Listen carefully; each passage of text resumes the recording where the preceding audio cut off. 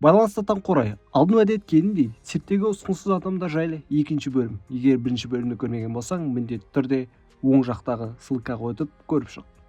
Көп жағдайда ұзын түк немесе аңға ұқсас сыртқы бейненің ар жағында мейірімді жан жасырынып тұрады. Жалпы цирк тарихындағы аңызға айналған кейіпкерлердің бірі Шлиц. Оның бойы небәрі 122 сантиметрге жеткенімен, ол тұтас дәуірдің символына айналды. 1901 жылы Шлиц Саймон Метц атымен дүниеге келген. Микроцефалия атты сирек ауруымен туған. Бұл жағдайда адамның бас сүйегі өте кішкентай болып дамиды. Промоутерлер оны соңғы микробасы немесе соңғы ғажайып деп атап, оның бейнесіне ерекше жұмбақтық пен экзотика қосты. Ол түрлі шоуларда өнер көрсетті, алайда оның ең әйгілі сәті 1938 жылы шыққан «Ұсқынсыздар» фильміндегі рөлі болды. Бұл фильм кейін адамдарда шок тудырады деп танылып, тыйым салынды. Бірақ ол көрермендерді жаралы көріністермен емес, балаларға тән шынайы күлкісімен және ашық жарқын болмысымен баурап алды. Бастың ерекше құрылымынан кейін енді дене мүшелерінің көбейген жағдайларына көшейік. Мұндай таңғажайып жаратылыстардың бірі төрт аяқты қыз Мерил Корбин. Ол 1863 жылы сирек кездесетін қос жамбас аномалиясымен дүниеге келген. Оның екі жамбас сүйегі бір-бірімен қатар орналасып, әрқайсысы өз аяғын қалыптастырған. Соған қарамастан Мерил жүруді де, би билеуді де үйренді. Сыртқы аяқтарын еркін меңгеріп, көрермендерді тәнті етті. 13 жасында ол Барнумның шоуына шақырылып, бірден халықтың көзайымына айналды. Арена сыртында да Мерил бақытты өмір сүрді. Джеймс Кеннейтон биікке тұрмысқа шықты. 4 бала тәрбиелеп өсірді және аналық пен әйелдік міндеттерін тамаша атқарды.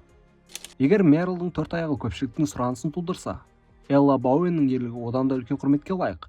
Ол 1844 жылы аяқсыз дүниеге келген. Оның табандары бірден жамбасқа жалғанып тұрған. Бірақ Элла берілмеді. Ол қолмен иығын жаттықтырып, жасөспірім шағында циркте өнер көрсете бастады. Қолмен гимнастикалық трюктер жасап, көпшілікті таңғалдырды. Уақыт өте келе ол шабандоздықты да меңгеріп, арқанмен жүруді, қолмен акробатика жасауды да үйренді. Аренадан тыс өмірде Элла толыққанды отбасы құрды. Үйленіп балалы болды. Оның өмірі шектеулі мүмкіндіктерде дамуға жол аша алатынын дәлелдеді. Цирктің ескі афишаларында кейде бізге беймәлім кейіпкерлер кездеседі. Олар жайлы нақты сақталған құжаттар жоқ. 19 ғасырдың соңында бір әйелдің сахнаға өте ұзын тілмен елді таңғалдырған жазылған. Айтуынша, оның тілі шамамен 8 дюйм немесе 23 сантиметрге жеткен екен. Сол шоуда тым үлкен дене мүшесі бар адамда пайда болған деседі. Көрермендер оның ешбір айласыз осындай көрініс беруіне күмәндана қарап, барлығы жасанды ма деген сұрақ қойған. Бұл оқиғалар тарихи тұрғыда дәлелденбегенімен, цирк жанкүйерлері мұндай аңыздарды жақсы көреді. Түрлі мифтер мен ел аузындағы әңгімелер цирк әлемінің ажырамас бөлігіне айналды. Сіз қалай ойлайсыз? Шын мәнінде осындай дене ерекшеліктері бар адамдар болуы мүмкін бе? Біз аяқ-қолдар болмаған адамдарды ерекше қабілеттермен толықтырғаны жайлы әңгіме қозғаған болсақ, онда қолсыз дүниеге келген, бірақ бұл ерекшелігін нағыз өнерге айналдырған Фрэнсис туралы айтпай кетуге болмайды. Ол кішкентай кезінен бастап аяқтарын қолдың орнына пайдалануға жаттықтырған. Жазуды, тігін тігуді, шай құюды, тіпті мылтықпен ату өнерінде меңгерген. Оның бұл қабілеттері соншалықты әсерлі болғандықтан, көрермендер оған тірі Венера де Мило деген лақап берген. Фрэнсис цирк группасына қосылып, сахнада аяқпен жасалған қарапайым іс-қимылдардың өзіндік әсемдігімен көпшілікті баурап алды. Алайда бұл сыртқы цирктің қызық бейнесінің ар жағында ақылды, харизмалы, күшті, ерік-жігерлі мықты әйел жасырын еді. Ол өзінің табандылығы мен еңбек сүйгіштігінің арқасында кез келген кедергіні еңсеруге болатынын дәлелдеді.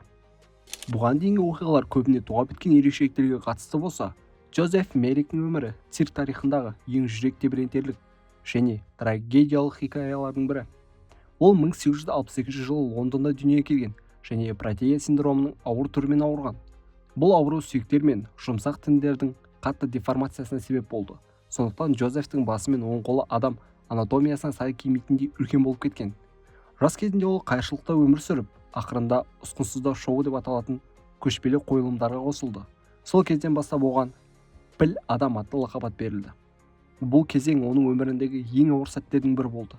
Көрермендер оған қорқынышпен әрі қызығушылықпен қарап, оның ішкі жан дүниесін көре алмайтын. Алайда тағдыр оған Фредерик Тревис есімді дәрігермен кездесуді сыйлады. Бұл адам Меррикке Лондон ауруханасында тыныш әрі қауіпсіз өмір сүруге мүмкіндік беріп, медициналық көмек көрсетті.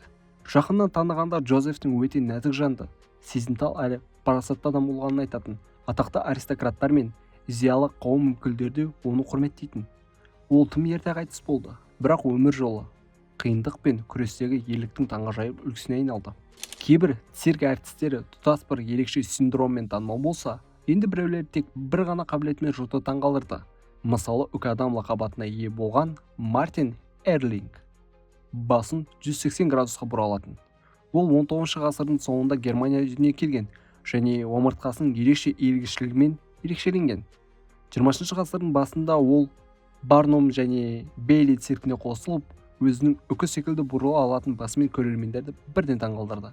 Кейін ол шоуларда да өнер көрсетті, ал оның ерекше икемділігі мен сахналық шеберлігі оны шоудың басты тұлғаларының біріне айналдырды. Дегенмен Мартин де өз өмірінде жеке қиындықтарға тап болды. Ол спирттік ішімдіктерге тәуелді деген әңгімелер тараған. Сонымен қатар екінші дүниежүзілік соғыс кезінде нацистермен байланысы болған деген қауесеттер шыққан. Алайда бұл мәліметтер ешқашан дәлелденбеген күйінде қалды. Ал Мартин қартайған шағында да циркте өнер көрсетіп, сахнаға деген махаббатын жоғалтпады. Энни Джонс 19 ғасырдың соңында өмір сүрген америкалық әйгілі сақалды әйел. Ол 1865 жылы Вирджиния штатында дүниеге келген. Оның денесіне сирек кездесетін гормондық өзгерістер салдарынан жас кезінде ақ бетіне ер адамдарға тән қалың сақал өсе бастайды. Бұл оны ерекшелендіріп, тағдырын түбегейлі өзгертті. Ата-анасы оның сыртқы келбетінен ұялудың орнына Эннидің өзгешелігін табыс көзіне айналдыруды шешеді. Олар оны бала күнінен бастап көрермендер мен цирктерге апарады. Энни 3 жасында ақ әйгілі шоумен Финес Тайлор Барнумның назарын аударады. Ол Энниді өзінің цирктегі шоуларына қатысуға шақырады. Осылайша Энни көпшіліктің алдында өнер көрсете бастайды. Уақыт өте келе Энни Джонс өз кәсібін шын жүрегімен қабылдап, өзін тек сақалды әйел ретінде ғана емес, тұлға ретінде танытуға тырысты. Ол өнерлі, сабырлы әрі парасатты адам болған. Көпшілікпен жақсы қарым-қатынас орнатып, адамдардың құрметіне бөленді. Алайда оның өмірі оңай болған жоқ. Өзгеше келбетіне байланысты Энни жиі кемсітушілікке ұшырады. Бірақ ол ешқашан мойыған емес. Керісінше, ол өзінің даралығын мақтан тұтып, өзге адамдардың да өзін қабылдауына ықпал етті. Энни Джонс 1902 жылы өмірден өтті. Ол тек цирк жұлдызы ғана емес, сонымен бірге адамгершілік пен батылдықтың символы болып қалды. Оның өмірі ерекше болмыстың қоғамдағы орнын табуы туралы әсерлі оқиға. Ал Феликс Вер 19 ғасырдың соңында Германия дүниеге келген. Эйлерс Данлос синдромымен ауырған. Бұл оның терісінің ерекше серпімділігін қамтамасыз етті. Ол өз денесін 18 дюймге дейін соза алатын. Кейін терісі қайтадан резеңке секілді бастапқы күйіне келетін. Оның осы ерекше қабілеттері туралы қауесеттер Барнум мен Бейли циркінде тарады. Және көп замай Бер эластикалық адам деген атпен танымал болды. Халық оның өз терісін бетіне дейін созып, бүкіл ерекшеліктерін жасырып, өз терісімен тоқыма тоқығанын таңғала қарап көрді. Бұл көрініс қорқынышты әрі қызықты, және ол ешқашан көрермендердің назарын жоғалтқан емес. Осымен цирктегі ұсқынсыз адамдардың екінші бөлімі тәмам. Соңына дейін қарағаныңыз үшін рахмет. Міндетті түрде каналға лайк басып тіркел, және өзіңе қызықты тақырыптарды төменгі комментарияға жаза кет.